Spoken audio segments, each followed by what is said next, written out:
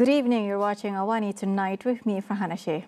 Investment, Trade and Industry Minister Tengku Datuk Sri Zafrul Abdul Aziz as well as Second Finance Minister Datuk Sri Amir Hamzah Azizan are set to head to the US at the end of April. Communications Minister Datuk Sri Fahmi Fazil says the trip aims to discuss Washington's 24% tariffs imposed on Malaysian goods. Fahmi also said ASEAN countries had jointly agreed to address US tariff issues. The outcome of Tengku Zafrul and Amir Hamzah's visit would be reviewed when they return. Southeast Asia has been particularly affected by President Donald Trump's reciprocal tariffs, though many have been temporarily suspended for 90 days. Malaysia has ruled out retaliatory tariffs, with Tengku Zafrul saying last week that embassy staff in Washington were reaching out to US officials for tariff talks. Unlike some other Asian countries, Putrajaya has yet to announce if it would purchase more US imports to narrow its trade surplus with Washington. Proposals to work from home and online learning during the ASEAN summits in May and October will be brought to the Cabinet. According to Foreign Minister Datuk Sri Mohamad Hassan, this follows traffic congestion faced by the public in Kuala Lumpur and Putrajaya due to road closures during Chinese President Xi Jinping's state visit to Malaysia. The minister apologized to those affected by road closures in conjunction with Xi's visit from April 15th to 17th. Several routes in the Klang Valley were either fully closed or diverted to facilitate official movements during the Chinese president's visit. Mohamad said he would bring forward a proposal for government department staff to work from home and for schools to conduct lessons from home as well. Earlier, Mohamad and Prime Minister Datuk Sri Anwar Ibrahim were present to bid farewell to Xi and his delegation that were departing for Cambodia. The government backs the Federal Lands Commissioner's decision to proceed on the eviction of KL Tower's former operator, Menara Kuala Lumpur Sdn Bhd. Communications Minister Fahmi Fazil says the tower is fully government-owned and now under the new concessionaire, LSH Service Master Sdn Bhd, which took over on April 1st. However, Fahmi said that the former operator failed to vacate the premises. Therefore, he said that legal action has begun, citing Section 425 of the National Land Code.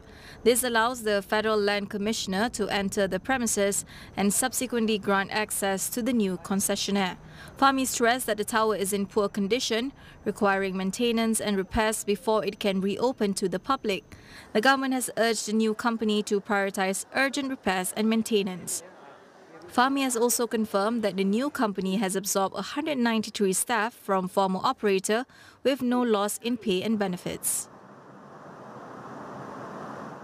Two members of Sinchu Daily's editorial leadership have been called to give their statements to the police today regarding the Jalur Gemilang error featured on its front page illustration. Inspector General Police Tan Sri Razaruddin Hussain says the two individuals called were the chief editor for approving the publication of the illustration, while the deputy chief sub-editor is the graphic designer of the flag illustration. Police had received at least 40 reports regarding the issue nationwide.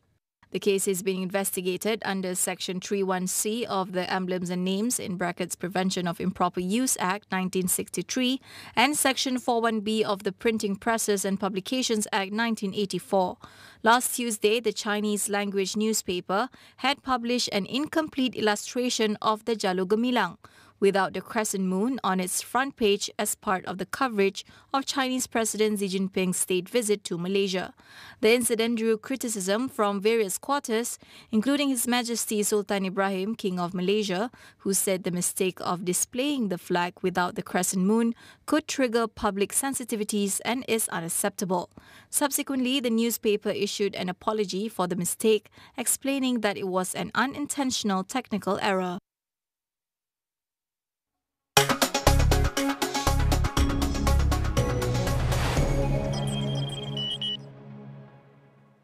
Prime Minister Datuk Sri Anwar Ibrahim has arrived in Bangkok earlier today, kicking off his two-day working visit to Thailand. The trip is at the invitation of his Thai counterpart, Patatong Chinawat. The Prime Minister and his delegation landed at the Military Air Terminal 2 of the Royal Thai Air Force at 1:20 p.m. local time. He was welcomed upon arrival by Thailand's Deputy Prime Minister and Transport Minister. It marks Anwar's fourth visit to Thailand since taking office in November 2022. His schedule in Bangkok includes a bilateral meeting with Shinawat to discuss flood mitigation efforts in southern Thailand and Kelantan, as well as border connectivity and the ASEAN chairmanship.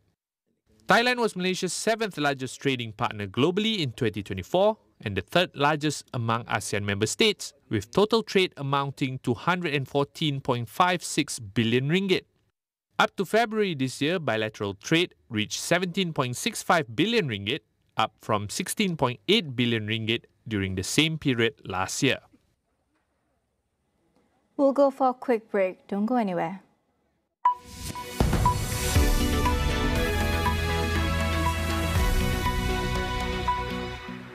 Susah hati bila rambut rosak? Pulihkan rambut anda dengan gabungan shampoo dan perapi Pantene. Dengan formula Pro Vitamin B5 dan Collagen, lebih 10 kali membaiki kerosakan. Jatuh cinta dengan rambut anda yang berkilat dan bernutrisi. Gunakan Pantene.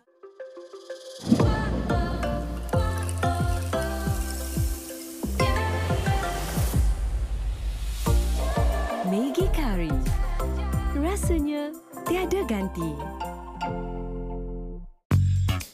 Kerap menggaru kulit kepala disebabkan kelumur, masalahnya lebih mendalam. Gunalah Head and Shoulders menembusi 5 lapisan untuk membasmi kelumur dan kegatalan. Bebas kelumur sehingga 100%. Head and Shoulders diuji secara dermatologi.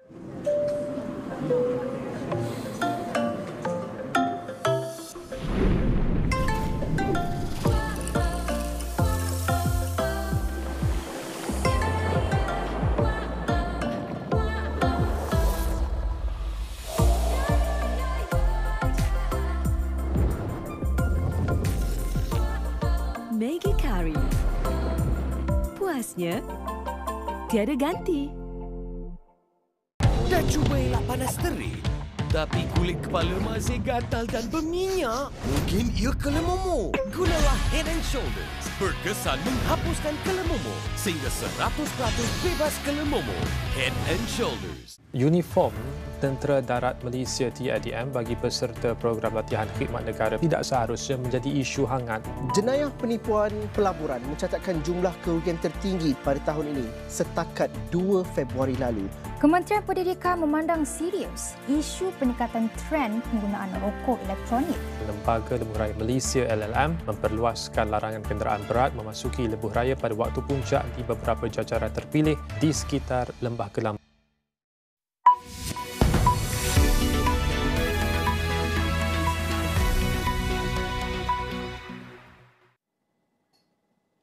Welcome back.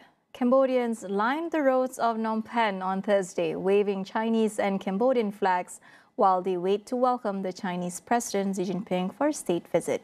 Xi's visit to Cambodia is part of a long-planned trip that has been seen as a charm offensive in Southeast Asia in the wake of the US tariffs. In an article published on Thursday morning in Cambodian media, Xi urged Phnom Penh to oppose hegemonism and protectionism, repeating messages he sent earlier this week to Vietnam and Malaysia in the first 2 legs of his trip. Southeast Asian countries have been hit hard by US President Donald Trump's tariffs. Cambodia is a major exporter of clothing and footwear to the United States and was slapped with a rate of 49%, one of the highest globally, before most duties were paused until July. Taiwan's TSMC, the world's largest contract chip maker, logged a forecast-beating 60% leap in quarterly profit. Despite that, its outlook has been complicated by US President Donald Trump's unpredictable trade policies. Benefiting from surging demand for advanced chips used in artificial intelligence applications, TSMC said net profit for January to March climbed to 361.6 billion Taiwan dollars. This is its fourth straight quarter of double-digit growth. Trump's trade policies and threats to put tariffs on semiconductors have created much uncertainty for the global chip industry and TSMC, whose customers include Apple and Nvidia. TSMC announced plans for $100 billion investments in US with Trump at the White House last month, on top of a $65 billion pledge for 3 plants in the state of Arizona, one of which is up and running. U.S. Federal Reserve Chair Jerome Powell says that the Fed will wait for more data on the economy's direction before changing interest rates. He also characterizes recent market volatility as a logical processing of the U.S. President Donald Trump administration's dramatic shifts in tariff policy. The outlook has now become extremely uncertain, Powell said, with changes in policy that don't provide businesses and economists with any clear parallels to study. The administration is, as I mentioned in my remarks, is implementing significant policy changes, and particularly trade now is the focus.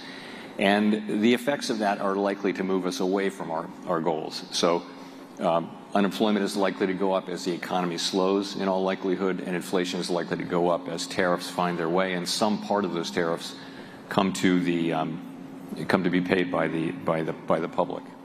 So that's the strong likelihood. And my hope is that we'll get through this and get back. Well, we're always going to be aiming for maximum employment and price stability. That's what we do. I do think we'll be moving away from those goals probably for the balance of this year, and then, or at least not making any progress, and then we'll resume that progress as we can. When you think about supply disruptions, that is the kind of thing that can take time to resolve, and it can lead what would have been a one-time inflation shock to be extended, perhaps more persistent, and we would worry about that.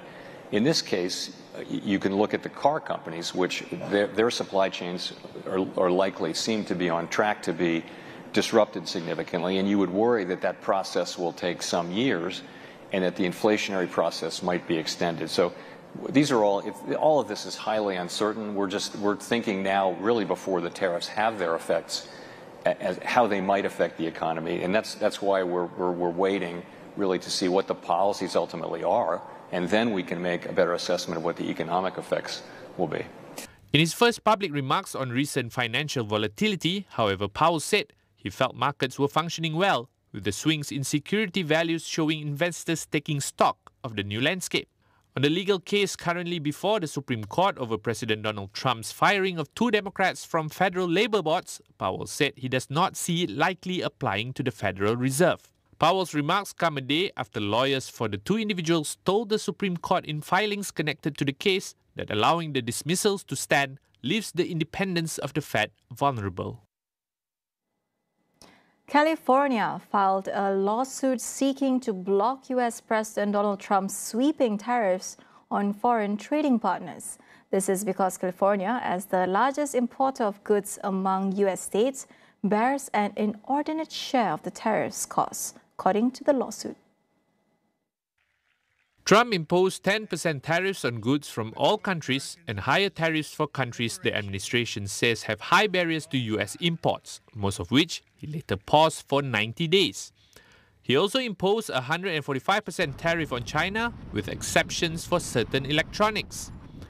China has retaliated with a 125% tariff against the U.S., and the European Union has approved tariffs to retaliate as well, though they are currently paused.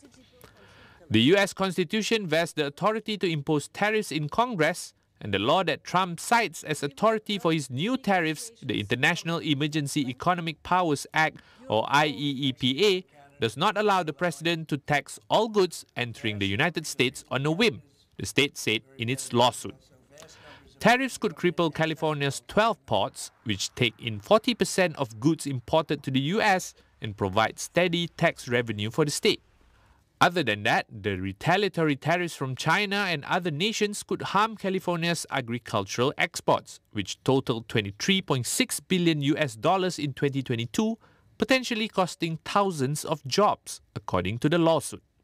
In Wednesday's lawsuit filed in federal court in San Francisco, California Governor Gavin Newsom and California Attorney General Rob Bonta, both Democrats, asked a judge to bar the Department of Homeland Security and Customs and Border Protection from enforcing the tariffs.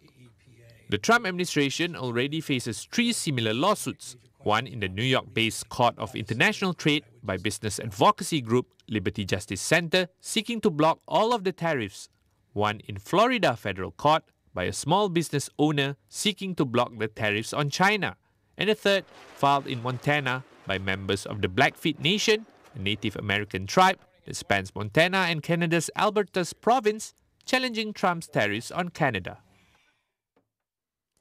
That wraps up AWANI tonight. Check out our web portal, keeping you informed on the critical events shaping our world, all in one place at international.astroawani.com. That's all for now. I am Farhana Sheikh. Thank you for watching and good night.